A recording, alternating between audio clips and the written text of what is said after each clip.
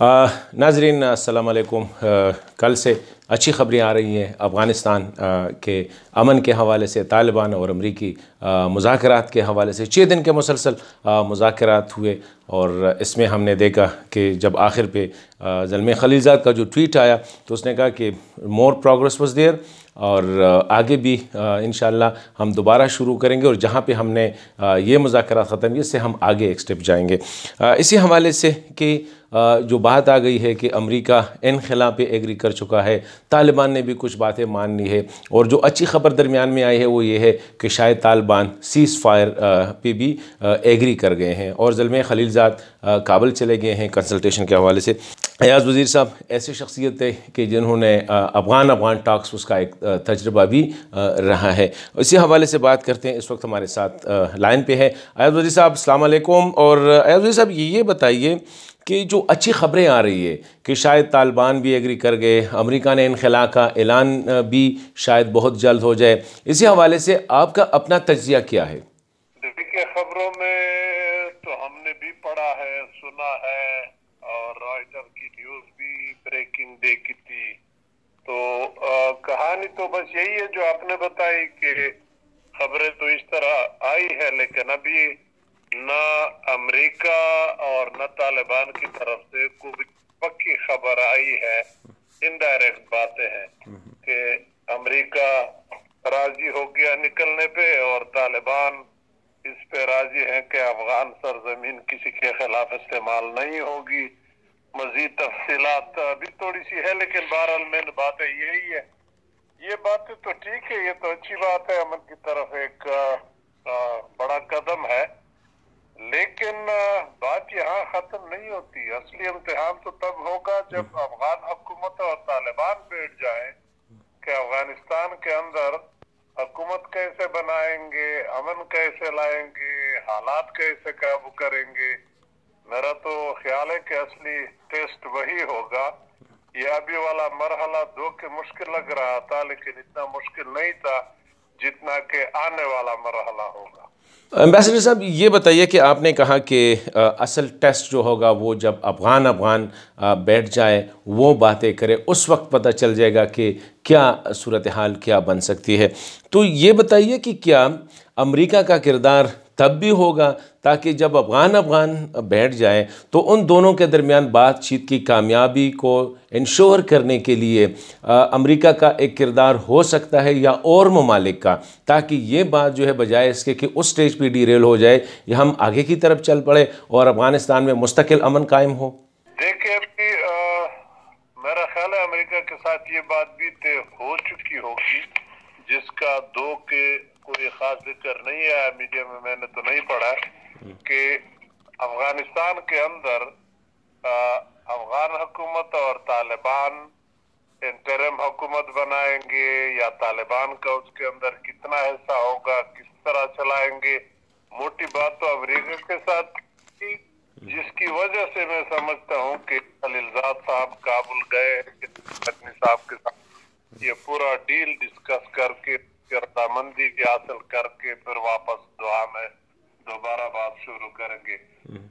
तो ये तो अगर हो भी जाए तो इसके ऊपर देखो कई खदशात हैं।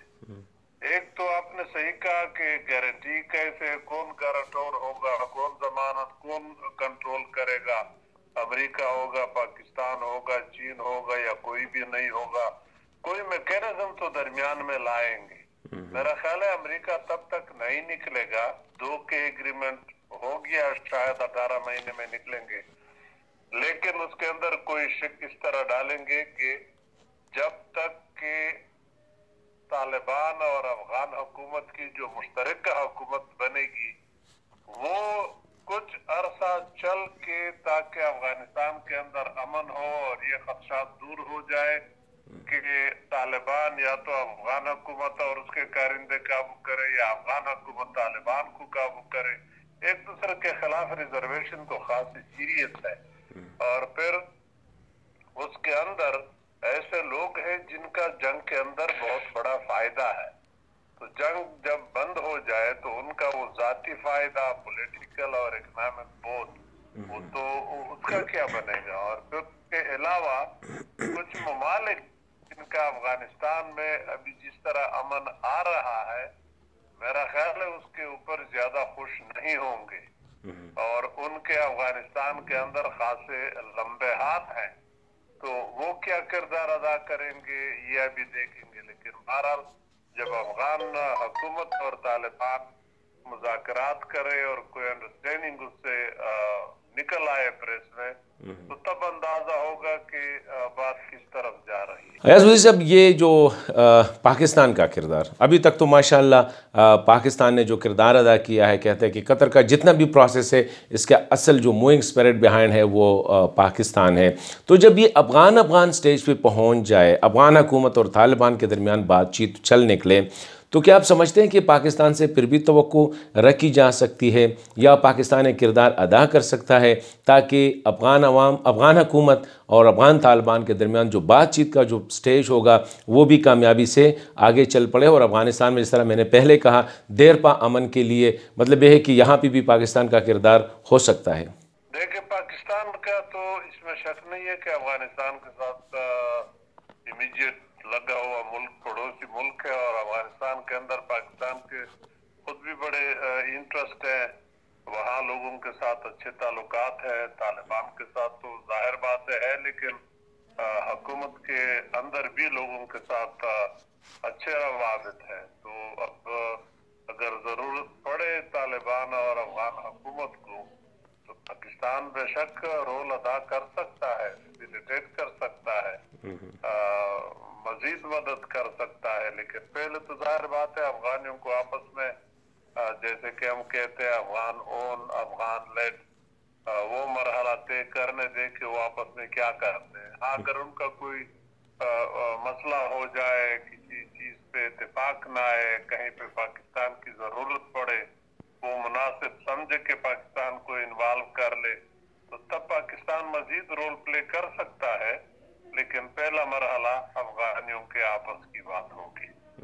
वज़ीर साहब, ये आखिरी सवाल, जिस तरह मैंने शुरू में कहा कि आपका एक तजर्बा है अफ़गान टॉक्स के हवाले से, तो आपकी नज़र में आप क्या समझते हैं कि अफ़गान जब बैठ जाए, तालिबान और हुकूमत बैठ जाए, तो क्या मसाइल आगे आ सकते हैं जो आप एंटिसिपेट करते हैं कि शायद ये जो इश्यूज़ हैं उस पे टॉक्स में प्रॉब्लम हो सकती है? देखिए, अगर हम मुजाहिदीन का ज़माना रिकॉल कर ले, मुजाहिदीन का भी इत्तेफाक हुआ था जनीवा कार्ड के बाद, मुजाहिदीन चले गए, इनकी आपस की अंडरस्टैंडिंग थी, अमन लाएंगे, अफगानिस्तान को जन्नत बनाएंगे, लेकिन वो जन्नत को क्या खंडरात बना दिए उन्होंने।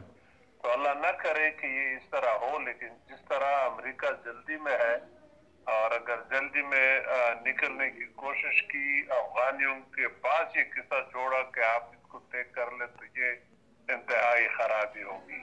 और दूसरा जो खदशा मैंने जाहिर किया, पहले जिक्र कर लिया, दोबारा नहीं रिपीट करता, अगर अफगानिस्तान के अंदर वो लोग और कुछ ममालिक जिनका मैंने अर्ज कर लिया, वो अफगानिस्तान के अंदर खराबी पैदा करना चाहे, तो उसका तदारुक कैसे करेंगे।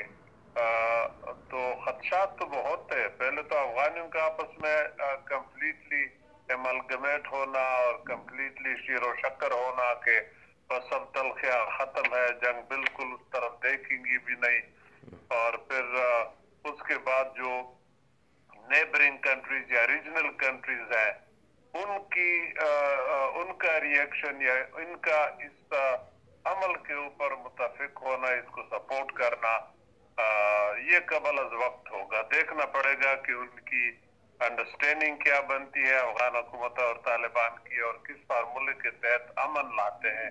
वो एक मैं समझता हूँ हमारे लिए एक सारे मोमे का हल वही होगा कि ये अमन कैसे लाएंगे और तरीका क्या होगा। उससे अंदाजा हो जाएगा कि आइंदा बात किधर जा रही है। लेकिन जिस तरह ये अब लोग बगले बजा रहे हैं कि बिल्कुल इंशाअल्लाह मसला हल हो गया, मैं दुआ करता हूँ अल्लाह करे अमन आ जाए, अल्लाह करे अफगानिस्तान पुरअमन हो, मजीद खून खराबा ना हो। लेकिन ये फिलहाल तो खुशी क्या है, ये थोड़ी सी कबल अज़ वक्त है, थोड़ा इंतजार करना पड़ेगा। बहुत शुक्रिया अयाज़ वज़ीर साहब, थैंक यू वेरी मच। नाज़रीन, थे अयाज़ वज़ीर साहब, और असल बात जो वही है जो अयाज़ वज़ीर साहब ने बताई है कि ये तो पहला स्टेज है, अभी तक तो कुछ पता नहीं है। जो ख़बरें आ रही हैं ये कुछ स्पेकुलेटिव है, क्योंकि किसी भी साइड से टॉक्स के हवाले से, अमरीकी नुमाइंदों और तालिबान के टॉक्स के हवाले से अभी किसी ने भी ऑफिशियली कोई कम्युनिकेशन नहीं की है। जो मीडिया में जो बातें आ रही है सारी स्पेकुलेटेड है। उन्होंने कहा फिर भी these are the positive things, और लेकिन असल टेस्ट होगा बातचीत का जब अफ़गान तालिबान अफ़गान हुकूमत के साथ बैठ जाए। लेकिन हमारी दुआ है कि इंशाअल्लाह उस स्टेज से भी कामयाबी के साथ आगे बढ़ेंगे और अफ़गानिस्तान में एक मुस्तकिल अमन इंशाअल्लाह कायम हो जाएगा।